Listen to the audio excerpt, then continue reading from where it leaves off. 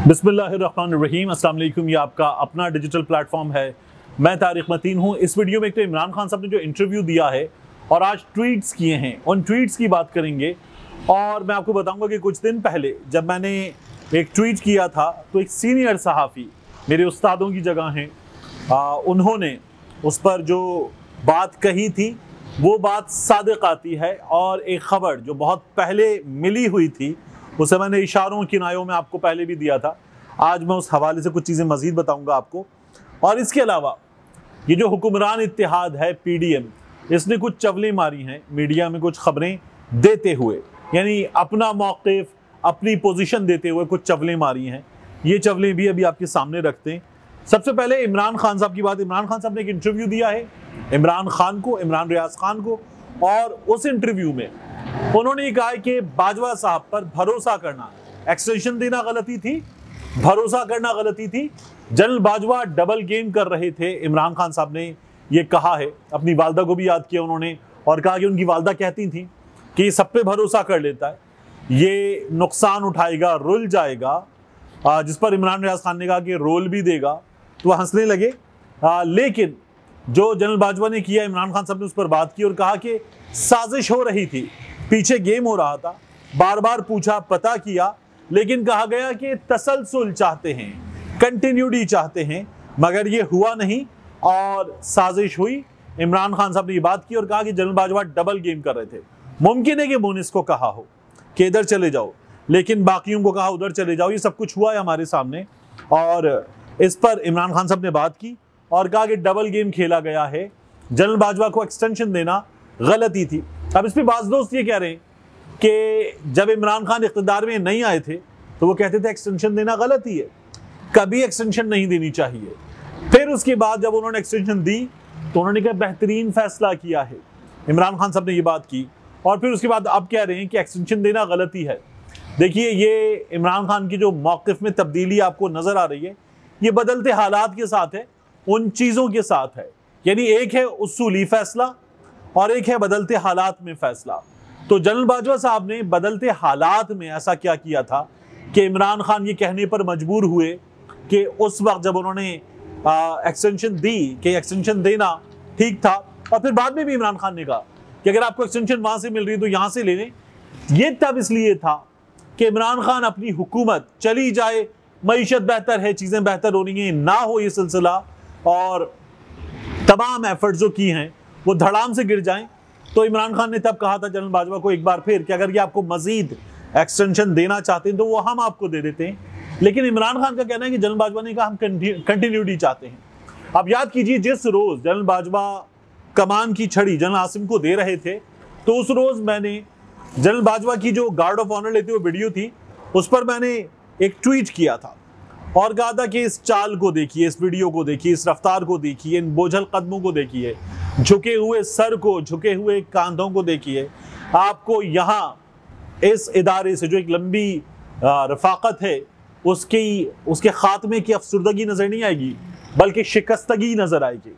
General Bajwa की इस चाल में, इस चाल ढाल में, इस पूरी बॉडी लैंग्वेज में आपको हारा हुआ इंसान नज़र आएगा।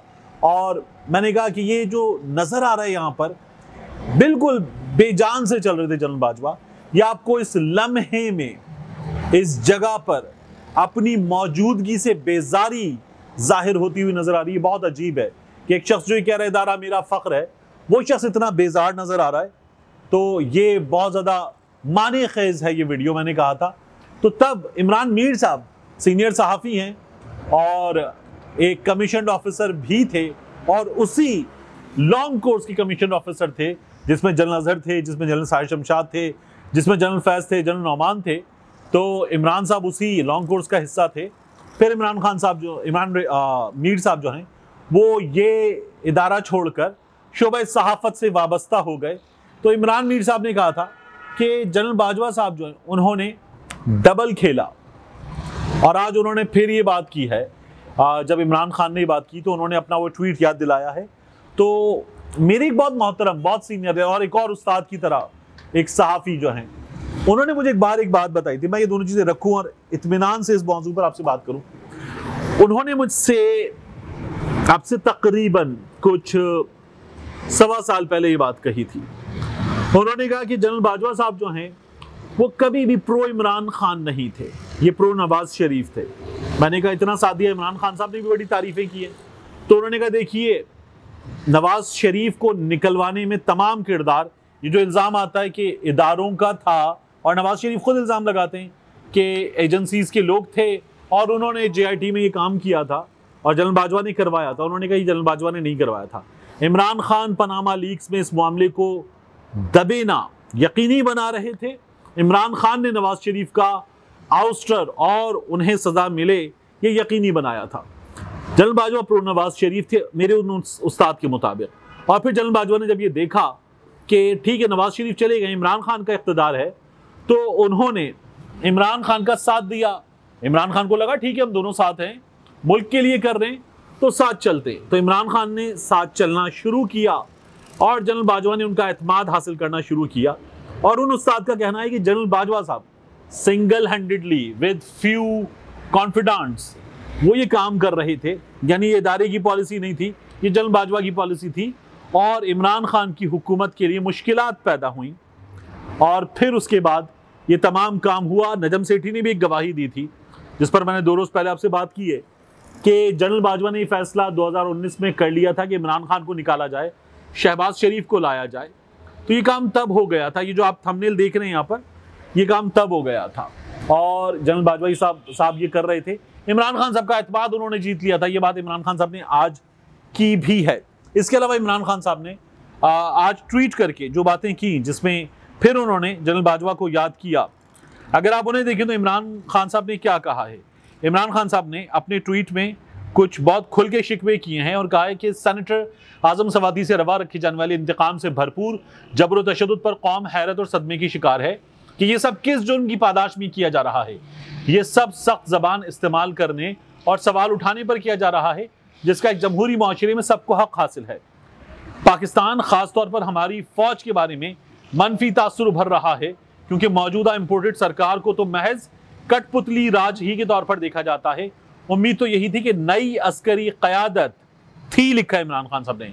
तहरीक इंसाफ मीडिया और नाक़िद सहाफ़ियों के खिलाफ पिछले 8 माह से जारी बाजवा के फस्ताई हथकंडों के सिलसिले में खुद को अलग कर लेगी। इमरान खान साहब ये कह रहे हैं कि अभी भी तब्दीली जिसका वो इंतज़ार कर रहे थे और ये फस्तायत ख़त्म हो नहीं हुई है। इमरान खान साहब का ये नई जो मिलिट्री लीडरशिप है उससे शिकवा है।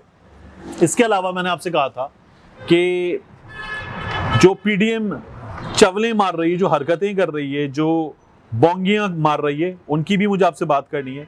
PDM ने जो खबर लगवाई है अपने इजलास की, जहां उन्होंने इमरान खान साहब की जो पेशकश थी कि आए बात कर लेते हैं इलेक्शन की तारीख पर, उसकी खबर लगवाते हुए क्या क्या यकीन दिलाया है कि हमारी सिंध की हुकूमत नहीं गिरेगी, हमारे इत्तेहादियों ने हमें बताया। यानी ये लोग सब साथ हुकूमत में हैं और सिंध में इन्हीं की हुकूमत है, पीपल्स पार्टी की। पीपल्स पार्टी इनको यकीन दिला रही है। ये अब उर्दू न्यूज़ की खबर है और इस खबर में और ये बाकी मीडिया पर भी मौजूद है कि पाकिस्तान पीपल्स पार्टी, जमीयत उलमा इस्लाम JUI और अवामी नेशनल पार्टी ने पाकिस्तान डेमोक्रेटिक मूवमेंट की सबसे बड़ी जमात मुस्लिम लीग नून को पैगाम भिजवाया है कि उन्हें पाकिस्तान तहरीक इंसाफ के साथ क़ब्ल वक्त इंतखाबात की तारीख के लिए मुज़ाकरात पर तहफ़्फ़ुज़ात हैं। अब आगे इस खबर में लिखा है, बलूचिस्तान की हुक्मरान जमात बलूचिस्तान अवामी पार्टी बाप ने भी सूबाई असेंबली ना तोड़ने का फैसला करते हुए वफाकी हुकूमत को अपने फैसले से आगाह कर दिया है। तो उनके टूटने की बात ही नहीं हो रही। ये लोगों को यकीन दिला रहे हैं कि बलूचिस्तान की असेंबली नहीं टूटेगी, तो उसकी बात ही नहीं हो रही। वहां इमरान खान की हुकूमत नहीं है, वो नहीं टूट रही। फिर उसके बाद सिंध के लोगों ने भी यकीन दिलाया। सिंध में जरदारी साहब की हुकूमत है। मैंने बार बार आपसे कहा है कि ना टूटना सबसे ज्यादा जरूरी है जरदारी साहब के लिए।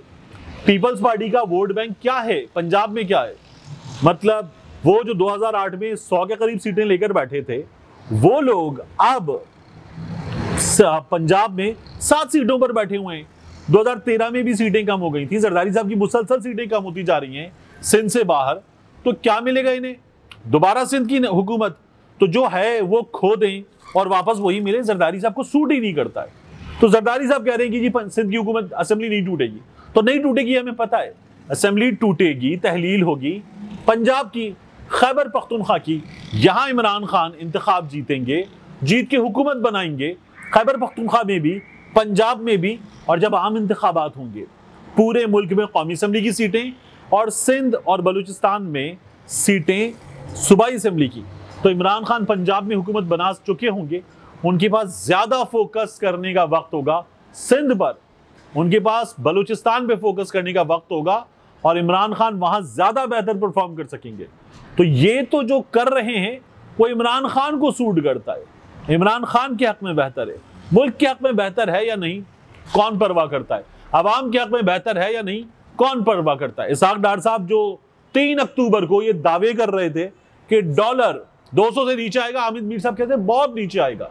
अब पूछे ना कोई कि ये जो 223 224 पे डॉलर चल रहा है और ये इंटरबैंक में है, ओपन मार्केट में डॉलर मिल ही नहीं रहा है, 250 में नहीं मिल रहा है, तो ये किसको पागल बना रहे हैं? इस वक्त मईशत की ऐसी की तैसी करके रख दी, आपस में लड़ रहे हैं और पूरी कौम को उल्लू बना रहे हैं, उल्लू समझा हुआ है। इसमें इनका अपना नुकसान है, इमरान खान का फायदा है, लेकिन मुल्क का फायदा इसमें है कि मैंडेट मिले, हुकूमत आए और हुकूमत फैसले करे। ये जो चूचू का मुरब्बा है, इसके फैसले में कुछ नहीं रखा। मिलते हैं इंशाल्लाह आपसे अगली वीडियो में।